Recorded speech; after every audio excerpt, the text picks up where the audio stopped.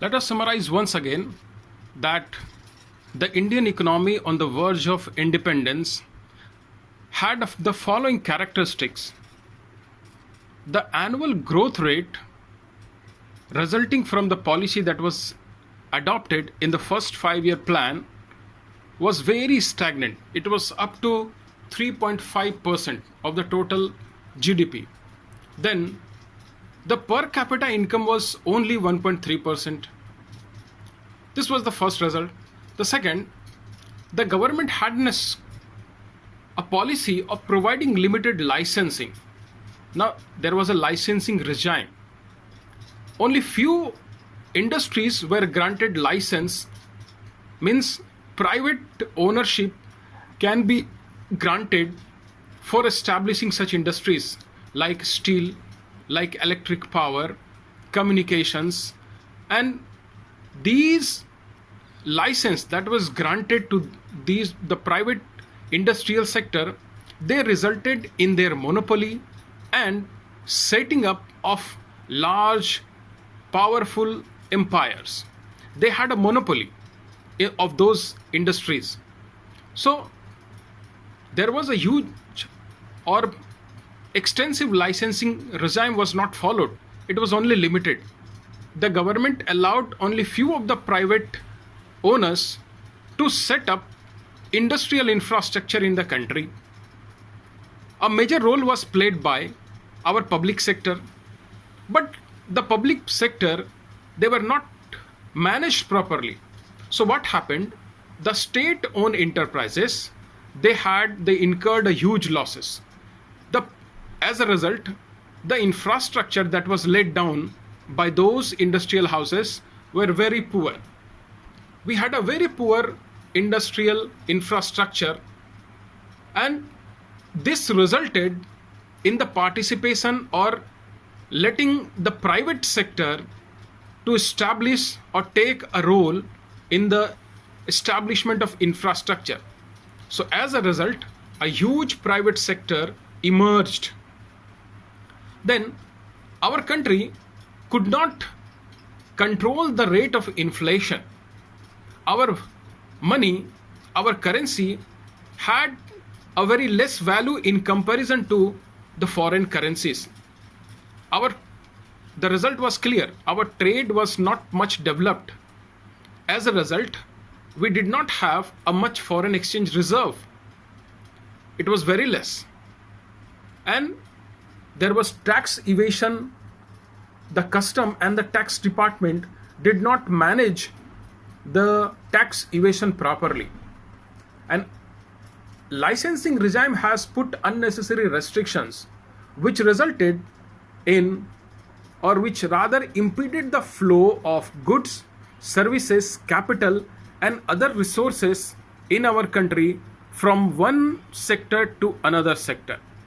So these were the basic characteristics that we faced or that emerged as a result of the economic policy that we adopted post independence. Now we shall discuss about the major changes that were brought about by the new economic policy of 1991 and the concept of liberalization, privatization and globalization. These are the features of the new economic or industrial policy that was adopted by Narasimha Rao government led by Manmohan Singh, the then minister, who was the basic instructor or the designer of these policies. So the main features of these policies was that it aimed at promoting a sustainable economic growth in the economy. The economy, we have seen, was dwindling on account of infrastructure, industry, agriculture, trade, foreign reserve, inflation. So basically they aimed at sustainable development, economic growth.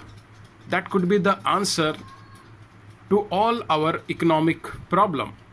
So basically what the government has aimed at is it has abolished the licensing regime. That is, the government has passed the policy with the view of curbing the licensing that regulated the earlier industrial activities.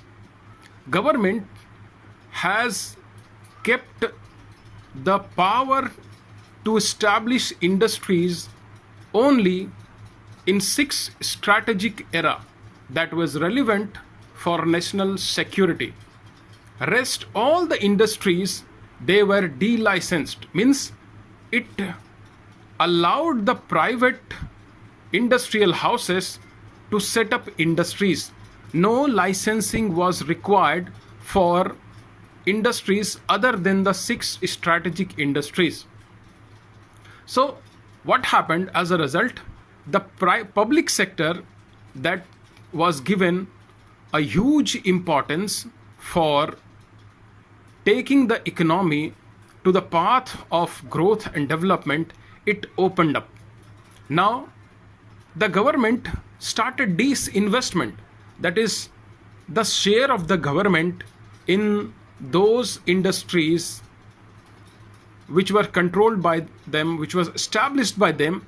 They started selling their share or diluting their share. Either they were sold totally on account of the recommendation by BIFR, that is Board of Industrial and Financial Reconstruction. If they were of the view that the industries that they were sick, that they could not be replenished, they could not be resuscitated, so those industries were sold, and rest of the industries where there was chance of reforming them by providing a new investment plan, so there the government solicited the participation of the private industrial houses, and there the share of the government was diluted to incorporate private participations. Then foreign direct investment was also liberalized, not only in terms of the number of industries, but also the amount and the percentage that would be made or that would be invested by any foreign industrial houses. Earlier, a foreign company or a foreign industries were restricted to make investment in our industries establishment in India. When FDI was liberalized, it permitted them an opportunity of making investment. So there the FDI was liberalized, and then the government also adopted or resorted to automatic technology transfer. When the government had an opportunity of innovations or such technology that could improve their industrial production, industrial output, and result in higher revenue, for such technology the industrial houses does not require any permission. There was automatic technological transfer permission. So these were basically the chief feature of economic industrial policy. Now we shall see that how this policy have led to opening of the economy has become global, how the economy has been liberal, and what are the actions that were taken to liberalize or rather abolish the licensing regime by privatization and opening of the economy through liberalization. We shall proceed to this topic now. The first broad act of the policy of 1991 was liberalization. Now, liberalization implies the waiving off of the unnecessary restrictions that were imposed and which restricted the entry and growth of the private industry and industrial houses in the economy. The policy of 1991, they permitted the private industrial houses to set up industries of their own choice. There were no restrictions on making investment. So how that could be established, or how the private industrial houses can be given permission? So the first act that government adopted in order to liberalize was abolishing the licensing regime. The number of industries that required the permission of the government through licensing for entry into any industries, the licensing regime was abolished. So what happened now? They need not to take license from the government to establish an industries. Secondly, the government also de-reserved the industries that were restricted only to public sectors, leaving the strategic importance industries. Means the government now de-reserve the industries except the industries of strategic importance, where private sector can make investment. The number of industries, earlier it was more than 17 or 18. Later on, it was reduced only to 6 industries that the government had their control and regulated it. Rest of the industries were de-reserved. It allowed the investment from the private investors. Secondly, the government also liberalized the norms of foreign direct investment, attracting much foreign direct investment, and it also reduced the percentage of investment by any foreign business houses and the percentage that is to be made. Earlier, we have discussed that there was rate tapism. It means any industry that were established, it has to go, the management has to go under a lot of legal formalities. So these legal formalities, they were minimized in case of joint venture with any foreign industries or collaborators. Automatic permission was granted on 2 accounts. That is, if there is any foreign technological collaboration where the country benefited on account of technological innovations, so there was freedom to get technical help or technical collaboration with other countries. And also in case of import of capital good that were necessary for laying the foundation of great industrial empire in India. We have discussed FERA, that is Foreign Exchange Regulation Act. It was replaced by FEMA. It liberalized the dealings in foreign exchange, attracting much of foreign exchange and flow of foreign exchange into India. Some of the import and export which were restricted, now there was no restrictions in case of goods and services except belonging to negative list, means they were not in the interest of Indian industries to permit export and import of such goods and services. So barring those goods and services, restrictions were taken off from rest of the import and export of the goods. So there was no restriction on the import and export of the goods on negative list. I have already said negative list, that is, that were not the goods that affected the growth of Indian industries. So this was in brief the effect of liberalization of industrial policy of 1991. We said Now discuss what is the impact of liberalization and how it economically affected our country. If we analyze the impact of liberalization, we would find that it had positive as well as negative impact. The positive impact of liberalization was that the private sector, now they have a fair ground to play in establishment of industries in our economy. So what we have, they have a freedom to choose the sectors where their core competition find the ability to establish industries. It means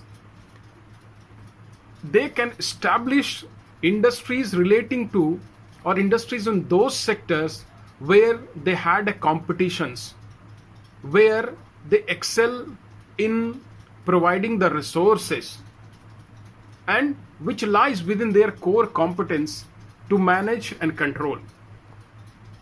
Secondly, the positive impact was that lack of restrictions, it promoted generation of revenues, because now when we become liberal, our industries, they diversified their production or their business not only to one country, but they went global. They carried their business to other countries as well. So the flow of revenue increased. So there was generation of revenues.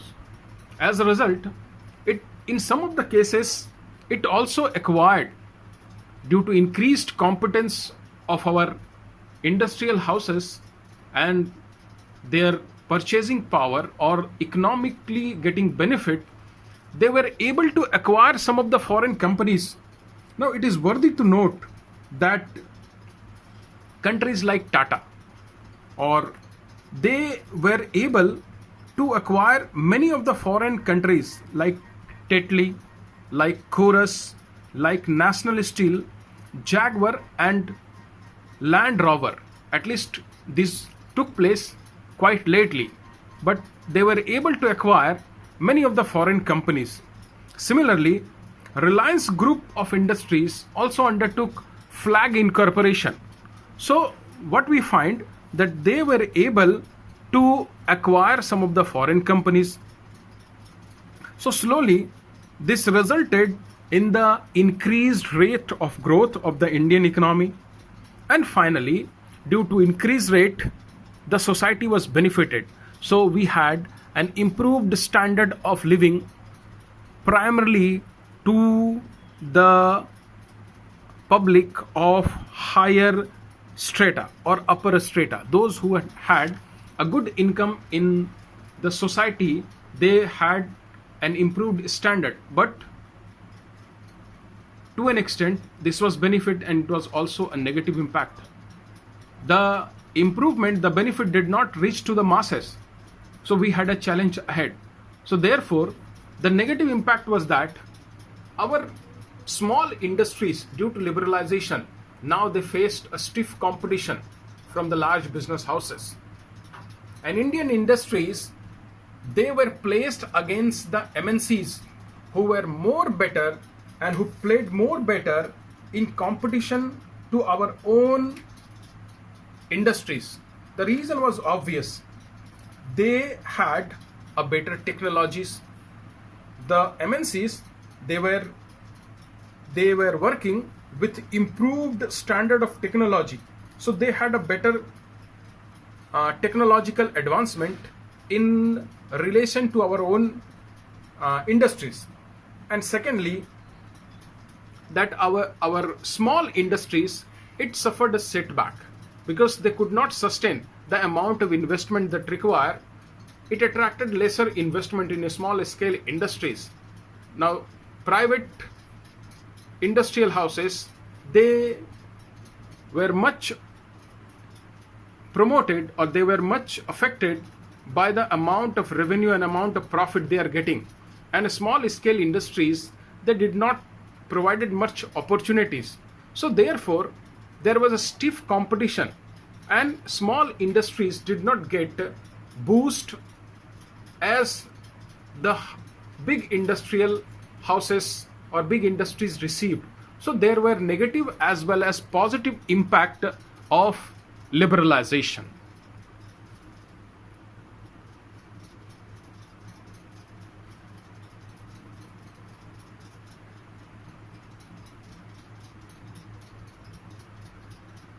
Now we shall deal with the next term, that is privatization. It is very simple.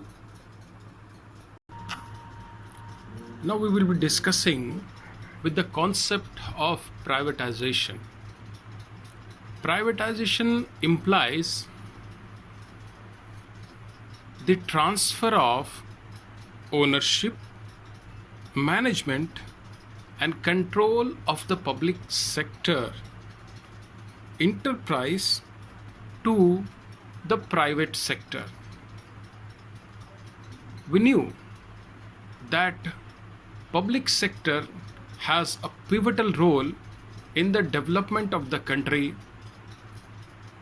after independence, but the bureaucracy that perpetrated in that sector resulted in stagnancy in the growth of industrial sector and in the economy.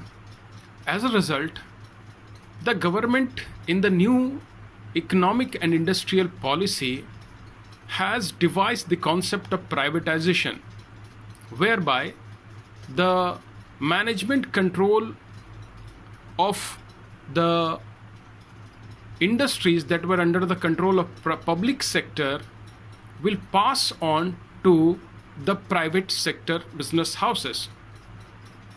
So the role of growth now shifted from public sector to private sector.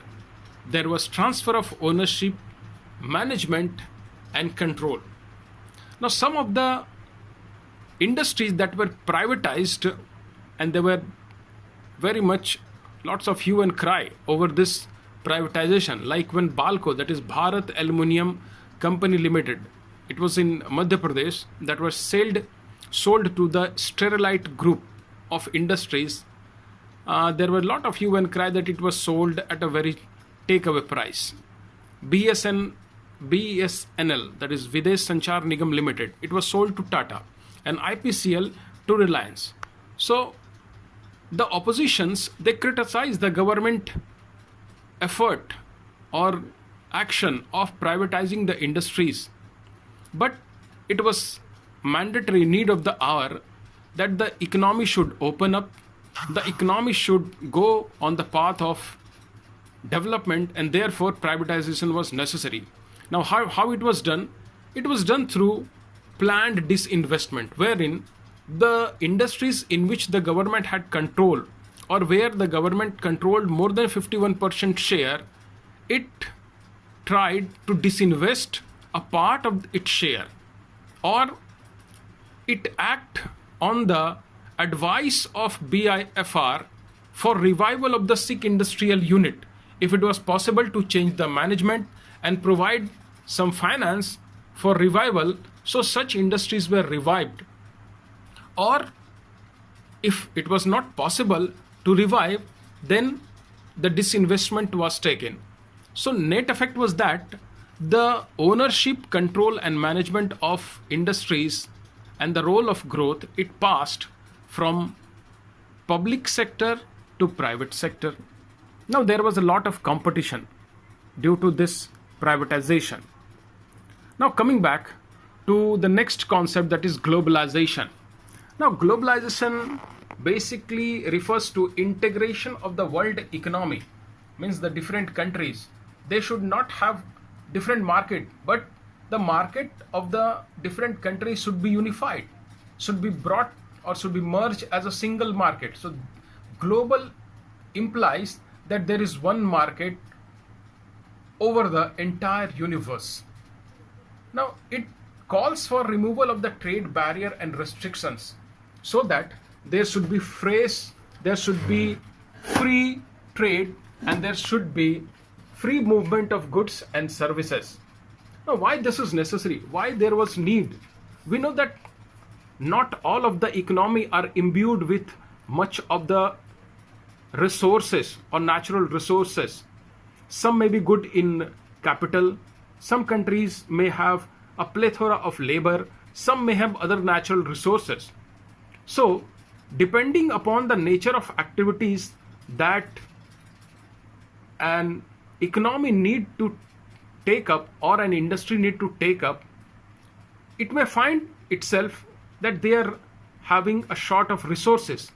So they need to harness the resources that lies in another country. So it would optimize the use of the resources, world resources. None of the resources would not belong to one country, but it belongs to all the countries across the world.